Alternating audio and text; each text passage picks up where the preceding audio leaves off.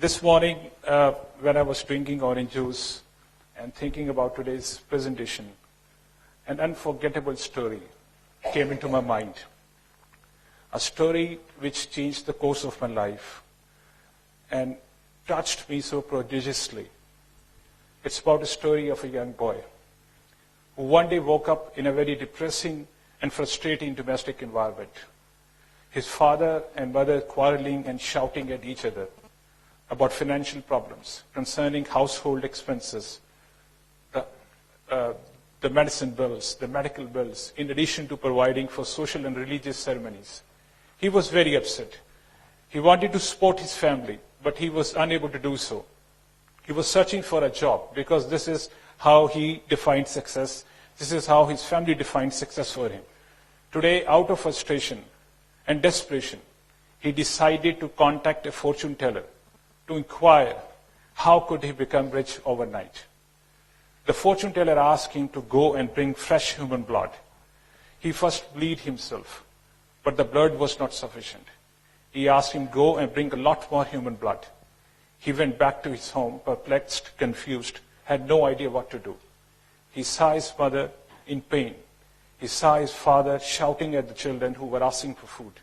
He went out, kidnapped a 7-year-old girl, and slaughtered her in order to provide enough human blood to the fortune teller.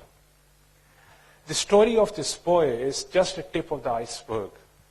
There are millions of young people in Pakistan who are growing up without any hope, desire, structure, and rhythm in their lives. They are feeling humiliation about themselves, about their relationships, about their education. I have been in this field for the last 10 years, and trust me, it has been the most emotional and rewarding experience of my life. I've heard countless voices of young people saying, there is no one who thinks about us. There is no one who values us. There is no one who cares about us. The challenges being faced by young people has taken the elevator, and our response has taken the stairs. It is our best thinking and our best efforts which have brought us today where we are today. If you ask this simple question today to anyone in the world, in your opinion, what do you think is the biggest challenge today? You will get different answers, trust me. You will get poverty, illiteracy, terrorism, unemployment, or maybe someone will say that increasing national debts. The debt I would like to draw their attention is another kind of a debt. That has feelings, that has families, and that has future, and that has faces also. I'm talking about millions of youth who are growing up without any safety net. And trust me, that is the true asset we need, and the global has, to bring change in this world. But, we all know that youth disengagement is a problem. But this is the biggest problem I personally believe the world is facing at the moment. Why is it so? Because there is no billboard in our cities, in our rural areas, where you can just go and see how quickly the numbers are increasing of all these young people. So what are we doing? And why should we do this? Why should we engage young people? If you look at these stats, they will give you some evidence of it. Half of the total world's population is under 25. Almost 85% of the total population of this is living in developing countries. And 70% almost of the total population of Pakistan is under 29. So there is a youth quake in this country. And nobody has yet recognized the importance of engaging these young people. So what are we basically doing? Are we waiting, or are we treating them as an opportunity, or are we just treating them as a demographic disaster? If we take a look at the response at local level, at national level, at international level, I can categorize it into two major categories. Number one is prevention, and the other one is preparation. What is prevention? All these programs which are in operation for decades, they are trying to just treat young people as a problem. They always look at the young people in terms of helping them to stay away from problem. How many young people they are not indulged in problems, they are staying away from problems, they are healthy, they are not indulged in any unhealthy activities? What is the future of them? Are they ready to have smooth transition towards adulthood? Absolutely not. Similarly, if you look at the other model, that is the preparation model. If you look at the number of institutions emerged during the last few decades, educational institutions and technical institutions, what are they doing with these young people? There are millions of young people who are coming out of university having no idea what to do with their lives. So where should we go now from here? The thing which is seriously missing is youth engagement, because we have seen that prevention is not enough, preparation is not enough. So how can we make a better society?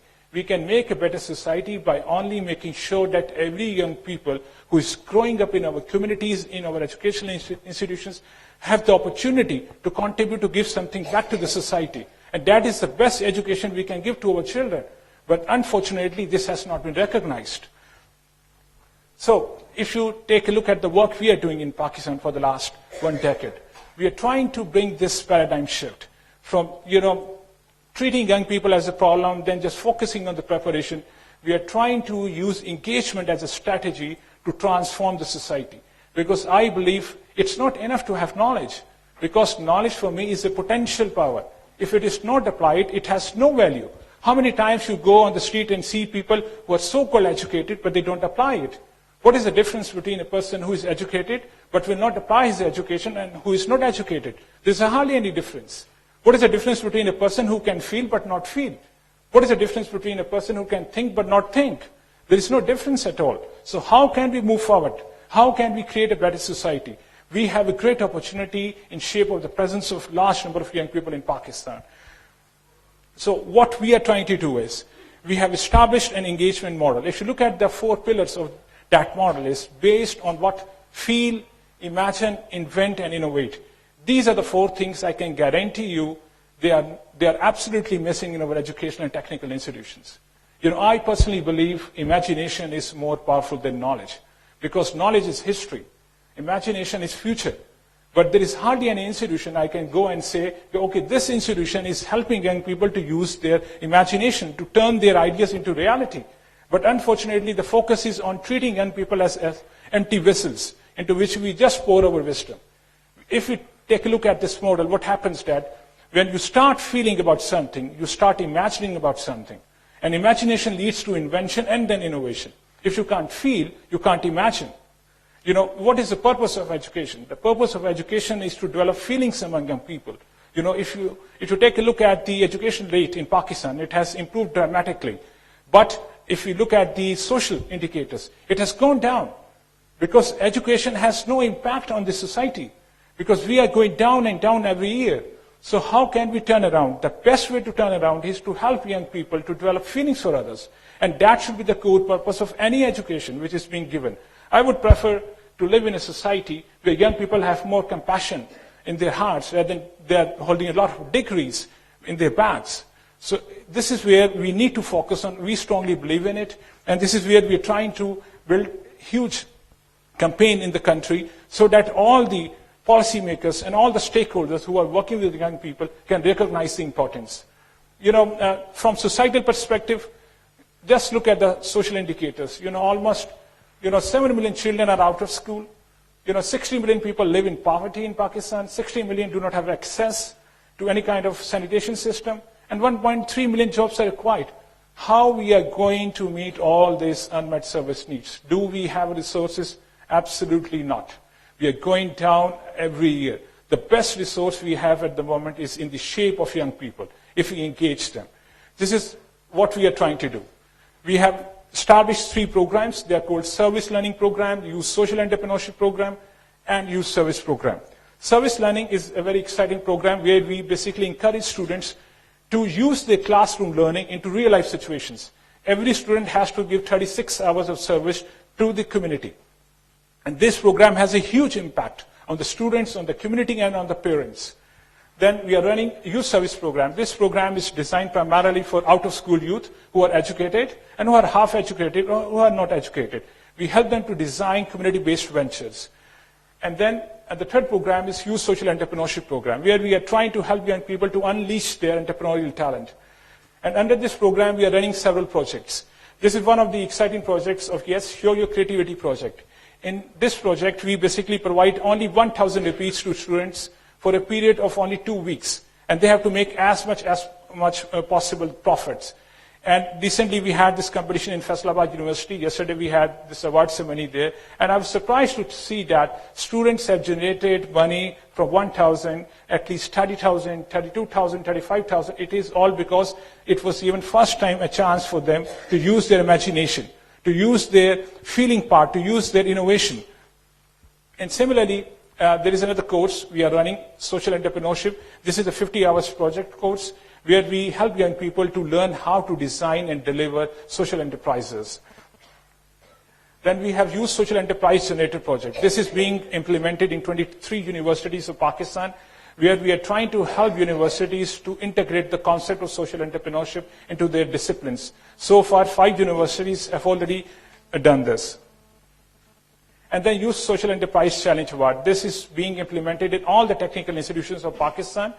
At the moment, there are 1,400 institutions on board with us, where we basically help these students who are studying in the technical institutions to learn how to develop and design and implement social enterprises. Well, this is the latest initiative of Yes Network Pakistan, where we basically are trying to provide or consolidate the work we have done so far in Pakistan. And under this School of Social Entrepreneurship, we are providing a wide range of services, incubation services, financial services, technical services, to help young people to become self-reliant and contributing members of the society. Before I close, I just would like to take you back to the story of this boy. You know, there are millions of young people in Pakistan like him, who are desperately waiting for us to believe in them. They are future success waiting to happen. They are human beings waiting to someone to believe in them. If Pakistan has to survive, we must not forget that youth engagement should be our central comparative advantage. Otherwise, you know, we cannot win any war against terrorism, against poverty, against illiteracy. Trust me, we have no idea what decent things can be accomplished when young people are engaged, what deficiencies can be overcome, but only if we treat young people as a resource, as a solution, but not as a problem. Thank you very much. Thank you, Ali. Thank you for believing in the youth of Pakistan.